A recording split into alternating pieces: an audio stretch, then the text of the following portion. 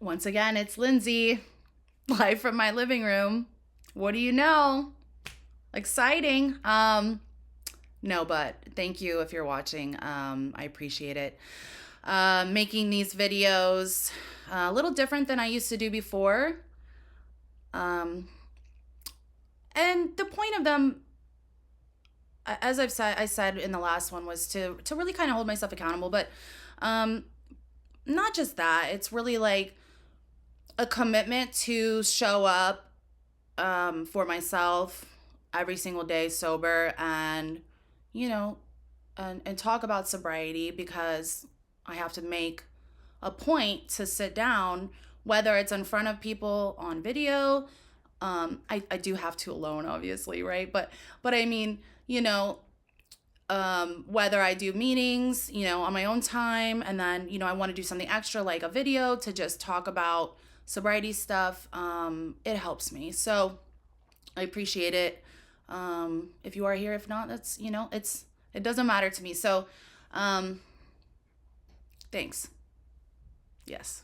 Okay. So I wanted to read an excerpt from As Bill Sees It, which is, from a fellowship, from a 12-step fellowship. And it has writings from the founder of the fellowship on different topics. And I just flipped to one today and I was like, ooh, this is good. I need to talk about this. It's like what I was kind of talking about the other day. And so I was like, I always feel like it's meant to be whatever I open, and like maybe all of it's meant to be, but I always kind of like, do you know, like, what does this book know? What's up with me?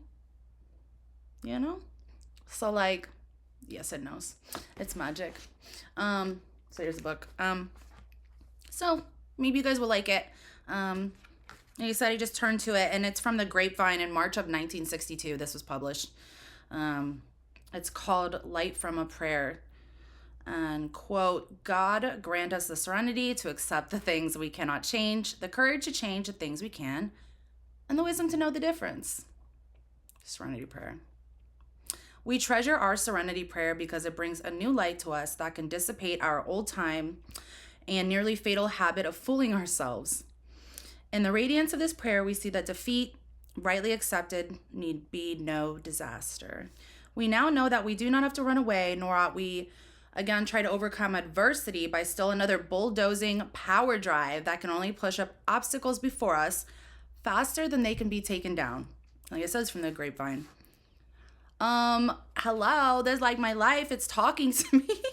No, but I mean, it probably talks to all of us, but that was just cool to read this today and feel in tune, connected. But, a lot of my problems stem from burning up energy, trying to control things that are uncontrollable in life, period. So, like, most things are not controllable. Like, I'm in control of myself and what I do, what I say, etc., etc. And I'm obviously not when there's stuff inside of me, like making me not. But I have control right now because nothing's in me to where I don't have to put anything, I don't need to put anything in me and keep the cycle going, right? Like I'm out of the cycle. And so I have control, as long as I'm doing what I need to do and staying focused, with the things that I said and I talk about, constantly, like recovery, talking recovery, being in recovery, reading recovery, watching recovery, all that stuff, being surrounded by recovery and really living in it. That's like the only way that I feel 100, especially in the beginning. So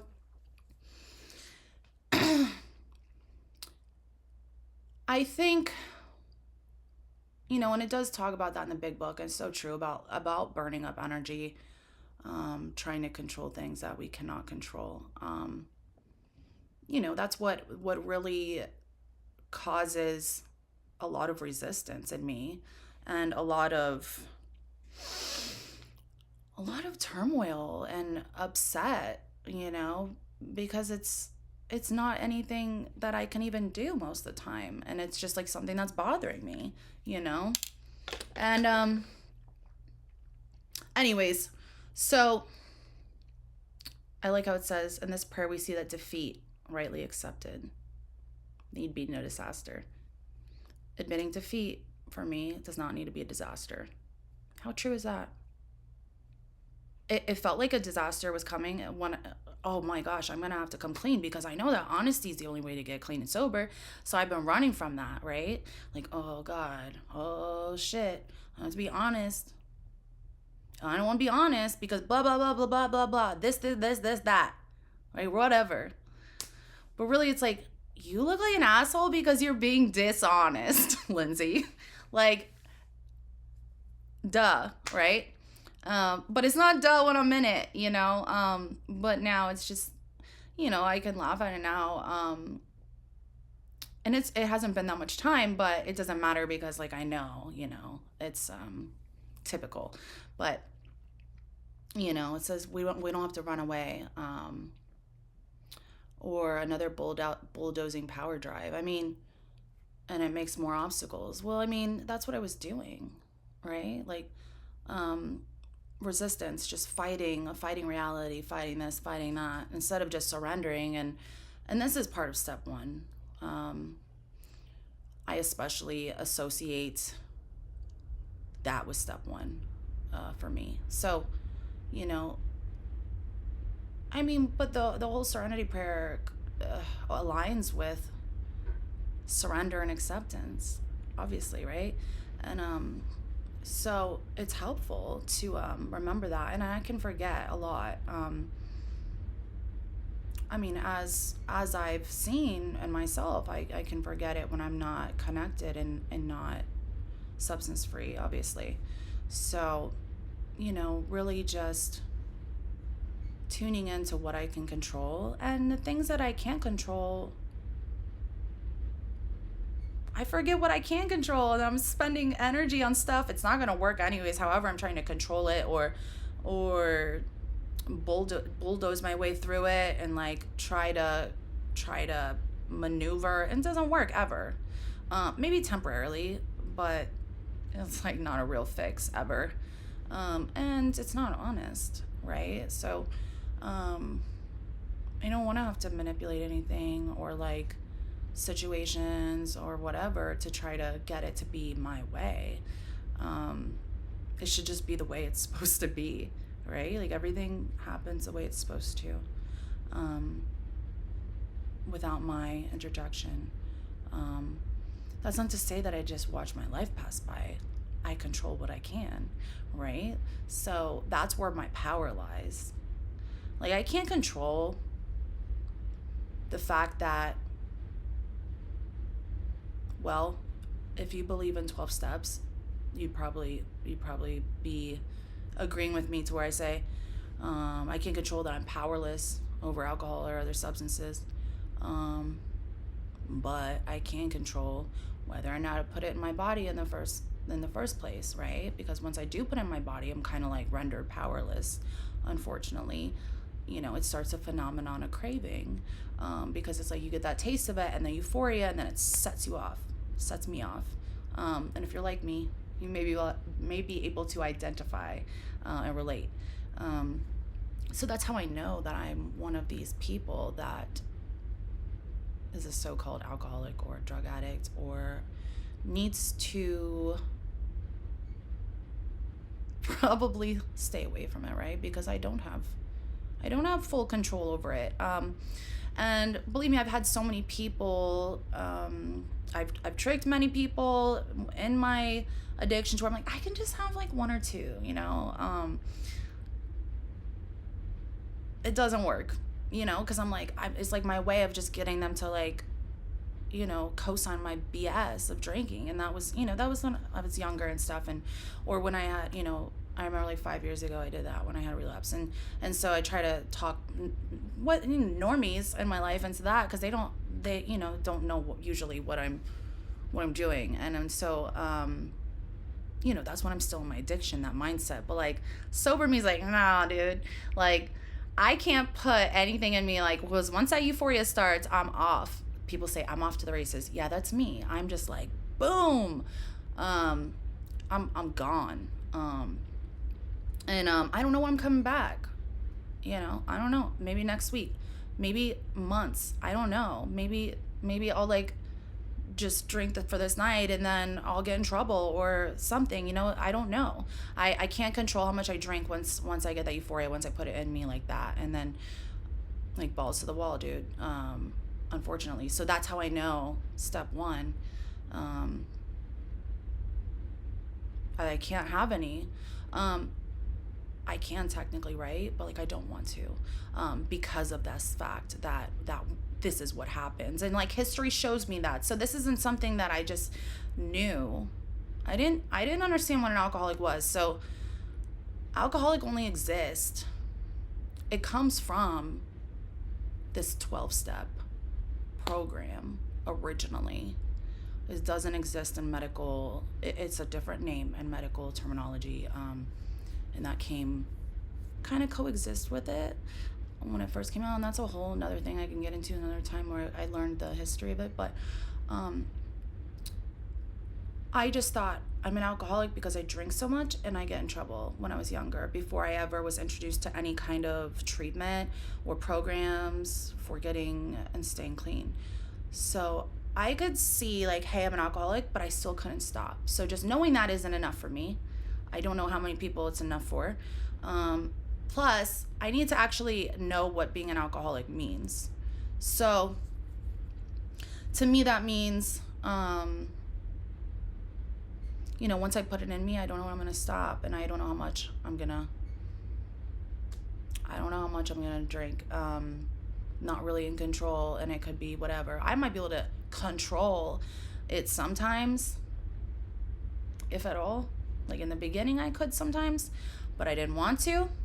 I was uncomfortable stopping. That wasn't what I wanted to do. I want to keep going, because the reason I'm drinking is not for the taste, it's for the effect produced by alcohol, that elusive feeling, right?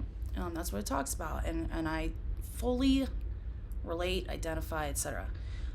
So that's how I know. That's my step one. That's how I know that I am a person that cannot put alcohol and other substances in their body like other people do with impunity. I just have proven I can't by many times. I mean, I've even tried it over the years again, thinking like, no. Maybe now that I've been sober for so long, I could try it. I did that when I was like in my 20s. Yeah, no, the first time I drank, I was like, oh my God. After the relapse, after years sober, I'm like, oh, I just proved that I've been right this whole time, that I really can't.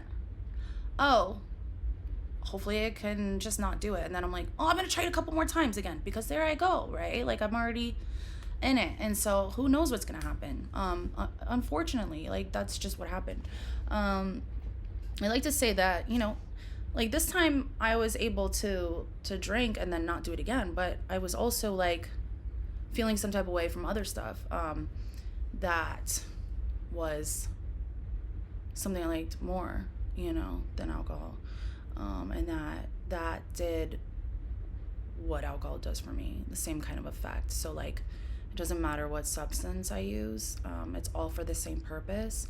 There are other addictions I use for the same purpose, for feeling a certain way, ease and comfort, which it is all an illusion. It's deceitful because it doesn't work that way. There's never any real relief.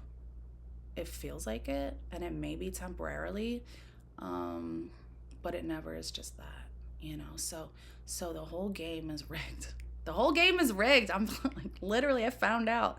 I've known it, right? And I still attempt to do it because that is the nature of the disease, and that's messed up. Like that's messed up. You know, I knew better than to do that, but like that's where it's like it's cunning, baffling, and powerful. Like that part whatever it says in these programs, it's correct for me. Like I've identified and related, and it's like, yep, history has shown me that's true. Yeah, okay, I take your word for it because I get it. I've heard so many people's stories to where I'm like, oh, me too. Yeah, yeah, sounds right. Like, oh, so the only solution is to not do it? Yeah. Okay. So that's what really like gave me hope when I was first coming into the rooms. I remember being so scared. I thought everybody was talking about me. I was so paranoid when I first did. I was like 24 years old. I still felt like a teenager because I'm just like stunted emotionally from years of drug and alcohol use. It's not funny. It's just crazy saying it sometimes, you know? It's just so crazy. It's the reality of it. And I felt comfortable though after a couple times going, and I was like, I feel like people get me here and they have a solution. There's a way out that they're all saying. They look happy. I thought maybe they were all lying, you know, because I couldn't imagine a life without some kind of substance in me. It seemed so foreign. It seemed unattainable. It seemed like a fairy tale. But then, you know, step 2, obviously, is like hope. I got to get it from somewhere. And that's a big thing for me, like listening to other people's stories. And so that's a big reason I also did start this channel. It was for a lot of reasons I talked about the other day, but it was also like because when I was first getting sober, I wanted to hear people talk about what they did and I could relate to them. Like I went that far down. Like I have been to prison. I did stupid things and I don't know why, and it's embarrassing and humiliating. But wait, you too? You too? And you stopped? Okay, tell me what you did. Okay, I'm gonna get on that train, you know? And even though it's really difficult, like, I was determined. And then step 3, I had that faith that, like, all right, what this man's saying or what these people are saying, it's like, okay, I got this consensus now that, like, you know, I'm gonna try something new. I'm gonna go through with the rest of the steps. Like, so the step 3 is like a decision to, like, keep going with the steps and, like, you know, find your way to, like, find something greater than myself that I can identify with and relate to, and ultimately help me through the gates of hell of alcoholism and drug addiction. And you know, so this is important for me to go through this stuff again and again and again and not get away from it again. It was always like right there, but it wasn't like being fully felt by me. And it always would help to be around newer people. That kept me really fresh for a long time. But I think this is important that I get back in the habit of doing this, because this is where it all began for me, is this book, you know, this book and the real textbook, what have you, of the program, you know, their big blue book. And so that the instruction manual for the program, you know, is where I stayed in the literature, because I wanted to learn everything I could. I wanted to break that shit down. Like, I want to learn all about it, how it works, and now I can summarize it and take it from what it is, and I don't have to, like, you know, because I know it.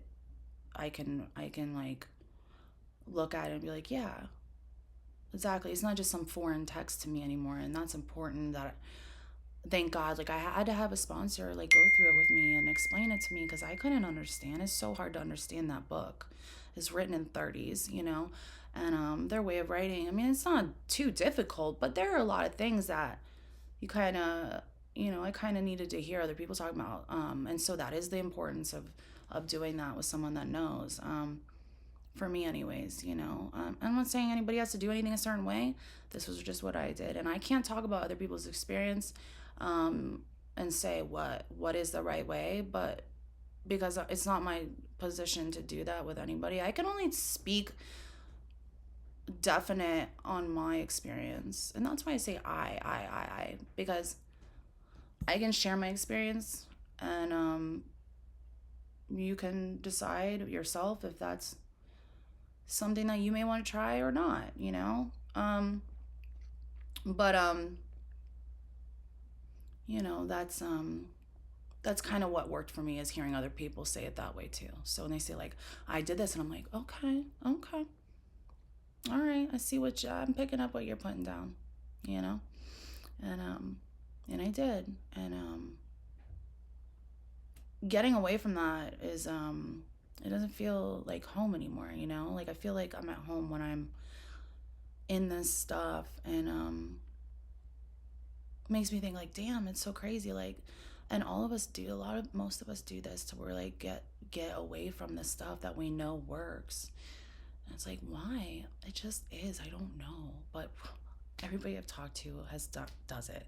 And you know, it's up to me to hold myself accountable, and to make this commitment to do certain things every day and do this. And so I keep repeating it to myself, and I'm going to on here, and that's my thing. And it's like, sorry if you guys don't like it, you know, but like, this is what I know does it for me. And many others will say the same thing. So, you know, committing to show up every day sober and talk about recovery is, you know, just like showing up to a meeting, so you have to make the coffee or like greet people. It's like, that's what a commitment is for at a meeting. That's why they ask you, like, can you make the coffee? I can't make a coffee still. I've done it. I still, there's something wrong. Like, I don't like doing it, and I just like, I don't know how. I do know how. No, but I don't know. I just always hated making coffee for some reason. I don't know why. I like greeting people and whatever, and just like setting up the chairs and just being a part of it. I like chairing meetings a lot. You know, sitting at the head of the meeting and be like, this is what's up. But you know, I gotta work back up to that again. But you know, all the shit's the same. Everything stays the same. It's me that gets away from it, and me that is like, oh yeah, I forgot the solution's over there.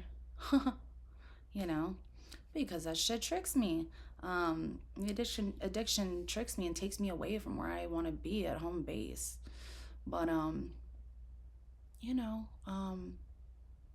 another thing I want to incorporate is something I always incorporated when I was on the ball, and feeling on point and happy, was a gratitude list of sorts. And gratitude is an action. Someone told me that, I was like, huh? And now I get it.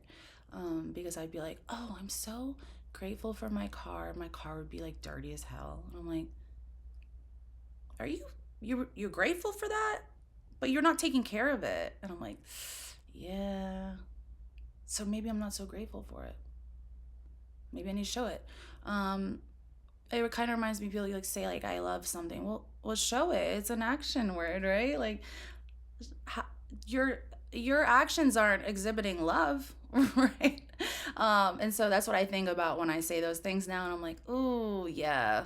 You know, and like my environment not being organized and this and that, it's like my head is cloudy. That has a lot to do with like where I'm at and here. And so I'm grateful for where I live and what I have, and it's easy to say like, I wish I had this and I wish I had that, and it's like, that doesn't mean no good, because it doesn't matter. It's like, that's great to have like these goals and everything, you know, like that's important, that's a must for me, right? But and many of you I'm sure as well, but like realistically, like staying grounded and being like, I'm grateful for this. Well, I need to like show that I'm grateful for this house I live in, or this car that I drive, right? Like I need to like take care of it. Like I had to go get an oil change the other day. I hate doing that. You guys are probably like, oh, what? It's not a big deal. I know, right? But I will put shit off, and it's like, no. I was like, I gotta go do that. I gotta go spend the money I don't want to spend, and I gotta go do it. It's like not a big deal. But it's just those little things that add up to where it's like, yeah, I am grateful for it, and I'm gonna show it. Because if not, like, am I just full of shit? Yeah, probably. Because I can sit here and be like, I'm grateful for my house, my car, my whatever. Meanwhile, I'm like treating it like shit. And it's like, no, you're not. So that's like the full picture for me. So I hope I explained it properly. It makes sense to me. So I remember hearing that for the first time. I was like, oh my God. Like, this dude is crazy, but he's right. Like, now I gotta go clean my stuff. I gotta like be on my best behavior if I'm grateful for something. If I'm grateful for someone, I better not be treating them like crap. Like, you know, duh. But it, you know, it's important for me to remember. I've forgotten. I know it's silly. It's just how it is. And you know, and I'm going to continue to home base myself. I'm gonna make that a thing. I'm gonna home base myself at the Serenity prayer. That's my new thing. Just made it up right there. Yeah. I'm gonna do that again. Because that's where I have the power. That's where it lies, right? Like, I don't have it where, like, I'm not gonna fight up alcohol. Like, I get my ass in the ring and like I get beat up by alcohol and drugs. I get my ass whooped, literally and figuratively. Okay, so yeah, like I can't win. Like I can't. It's like there's no normal life for me that includes me living and coexisting with drugs and alcohol. It's like either or. So remembering that and putting it into application in my life and talking about it and solidifying it and living it and doing it and whatever, you know, that's just what I need to do. And so, hey, that's what I'm doing. You know, and I got a lot of stuff in the works, and it's like, that I can sit here and say, oh, that sucks. Like, I'm not happy. I'm unhappy because, you know, I this and I did that and I did this, and it's like, oh, it's going to take me a while to get this back or do that. And it's like, okay, that's what, gotta go through the motions, gotta like get to that point again. Time takes time, right? So it's like, it's part of starting again and just the reality of it. It's like, I'm not mad at myself anymore. Shit happened. I gotta stay in the present and say, like, you know, it may be shitty that I gotta go do these things again. You know, for instance, being back in the system, I gotta go do these things and do the steps. And like, I don't know what's gonna happen, but you know what? Chances are, if I'm doing the right thing in any kind of situation, what more can I do? That's what I can control. I can't control what the judge is gonna say. I can't control what this person's gonna say. I can't control that. But if I'm doing the right thing, it don't freaking matter, right? Like, it is. That's it. I can control myself. Can't control that. And so that's where it needs to belong, right? That's where the power lies in me, and I gotta remember that, and I gotta keep that in check and focus. Whatever. So it's my reminder for the day. Flip into that page. And I love that shit. So I hope everybody's doing well today. It's Saturday. Thanks for joining me if you did. And I appreciate it. So have a good one. Bye, guys.